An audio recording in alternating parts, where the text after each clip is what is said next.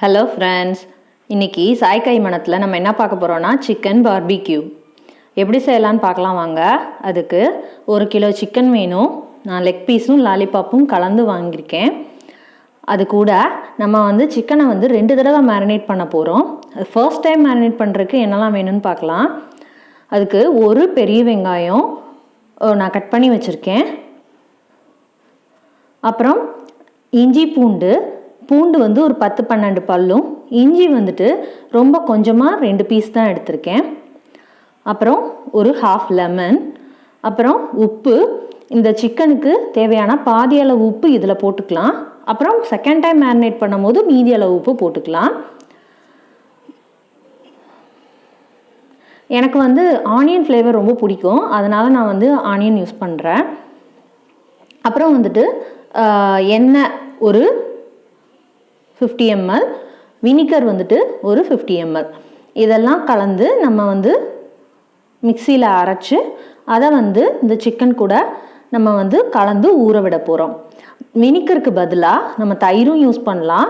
தயிர் யூஸ் பண்ணால் நீங்கள் கட்டாயம் 2 hours அதை ஊற விடணும். வினிகர் அப்படின்னா 1/2 hour ஊற விட்டால் போதும். நீங்கள் ஊற விட டைம் இல்லை, அவசரமாக பண்ணணுன்னா வினிகர் யூஸ் பண்ணுங்கள். இல்லைன்னா டைம் இருக்குது அப்படின்னா தயிர் யூஸ் பண்ணி 1/2 hour 2 hours ஊற விடுங்க. ரொம்ப நல்லாயிருக்கும். இப்போது அடுத்து நம்ம எதெல்லாம் அரைக்கிறதுன்னு பார்க்கலாம் வாங்க.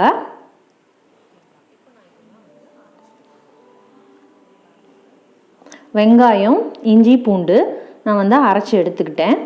இது கூட இது 50 ml எண்ணெய்,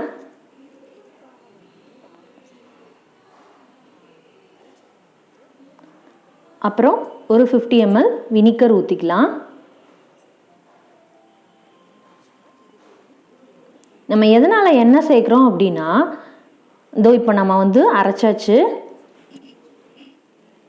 எதனால் நம்ம எண்ணெய் சேர்க்குறோம் அப்படின்னா, இந்த எண்ணெயிலேயே அது நல்லா ஊறி வந்துருச்சுன்னா நம்ம பார்பிக்யூ பண்ணும் போது அதை எண்ணெய் தடவை தேவையே இல்லை. இதில் இருக்கிற எண்ணெயிலேயே அது ஃப்ரை ஆகிடும். அந்த எண்ணெயெல்லாம் உள்ளே இருந்து வெளியே வர ஆரம்பிக்கும். ஃப்ரை ஆகும் போது அதுவே ஃப்ரை ஆகிடும். நம்ம எக்ஸ்ட்ராவாக ஒரு ட்ராப் எண்ணெய் ஊற்ற தேவையே இல்லை. இப்போ லெமனை ஊற்றிட்டேன், நல்லா மிக்ஸ் பண்ணிக்கலாம். இது வெங்காயம், இஞ்சி பூண்டு, எண்ணெய், வினிகர், லெமன், உப்பு. இப்போ இதில் இந்த சிக்கன் பீஸை எடுத்து மேரினேட் பண்ணிடலாம். நல்லா அதில் ஊற விட்டுடலாம். இதை நம்ம பெரட்டும் போதேவும் வாங்கும் போதேவும் நம்ம அந்த சிக்கனில் அந்த மாதிரி கட்ஸ் போட்டே வாங்கிடணும். அப்போ தான் நல்லா உள்ள வரைக்கும் அது நம்ம மசாலா உள்ள வரைக்கும் மேரினேட் ஆகி நல்லா டேஸ்ட்டாக இருக்கும். இப்போ எல்லாத்தையும் போட்டு பெரட்டிட்டு நம்ம ஊற விட்டுடலாம்.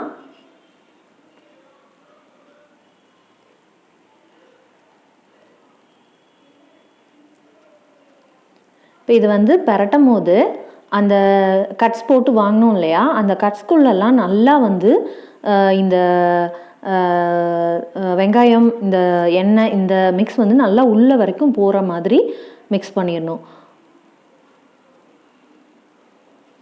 பாருங்கள், நல்லா மிக்ஸ் பண்ணிட்டேன்.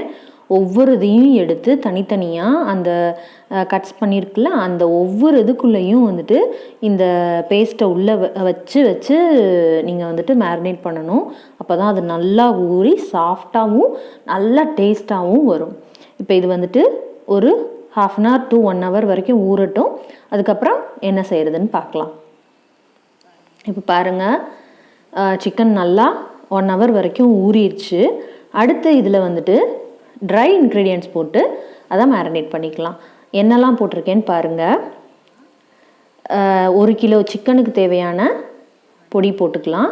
மஞ்சள் பொடி, மிளகு பொடி, ஜீரகப்பொடி, வத்தல் பொடி.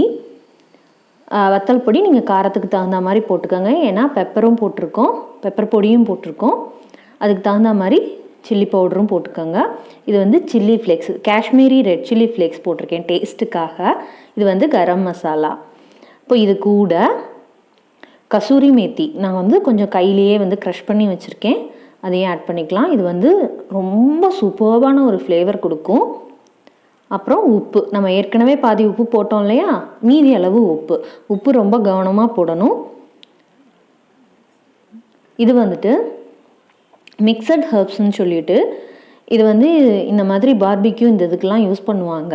இதில் வந்து இந்த பேசில், ஆரிகனோ இந்த மாதிரி ஐட்டம்லாம் வந்து மிக்ஸ்டாக இருக்கும். இதுவும் வந்துட்டு ஒரு நல்ல ஃப்ளேவர் கொடுக்கும். இது ஆப்ஷனல் தான், தேவையில்லைன்னா போட தேவையில்லை. என்கிட்ட இருக்குது, அதனால் நான் யூஸ் பண்ணுறேன். ஜஸ்ட்டு ஒரு 2-3 பிஞ்ச். இது வந்து நல்ல ஒரு ஸ்மெல்லை கொடுக்கும். நல்லா கசூரி மேத்தி மாதிரி நல்ல ஒரு ஃப்ளேவர், நல்ல ஒரு ஸ்மெல் கொடுக்கும். இப்போ இதை நல்லா மிக்ஸ் பண்ணிக்கலாம்.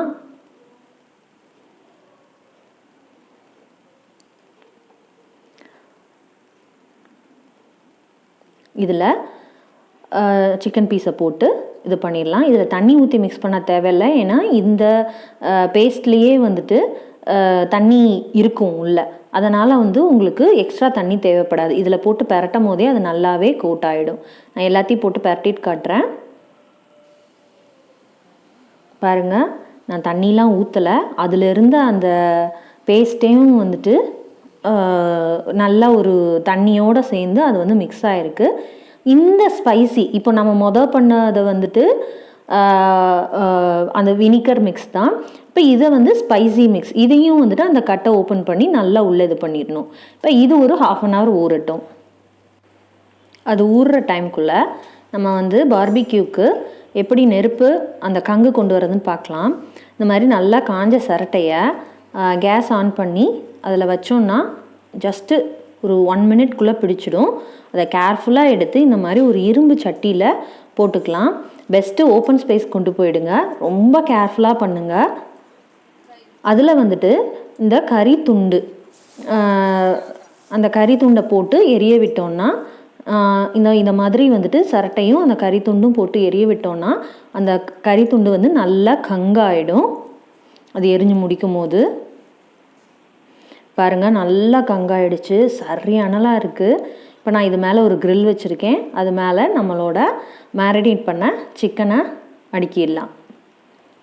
அந்த கங்குக்கு நேராக எத்தனை பீஸ் வைக்க முடியுமோ அத்தனை பீஸ் வச்சு திருப்பி வச்சு அது நல்லா வெந்ததும் எடுத்தோன்னா சூப்பர்பான பார்பிக்யூ கிடச்சிரும் நம்மளுக்கு.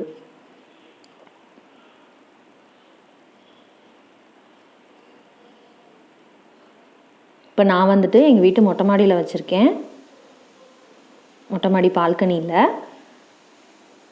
பாருங்கள், வெளியில் வந்து மழை விழுந்துட்டுருக்கு, செம்ம கிளைமேட்டு. அதில் வந்துட்டு இந்த மாதிரி ஒரு பார்பிக்யூ வித் ஹோம்மேட் வெஜ் மயோனஸோட ரொம்ப ரொம்ப நல்லா இருந்துச்சுங்க. எல்லோரும் செஞ்சு பாருங்கள், ரொம்ப டேஸ்டியாக இருக்குங்க.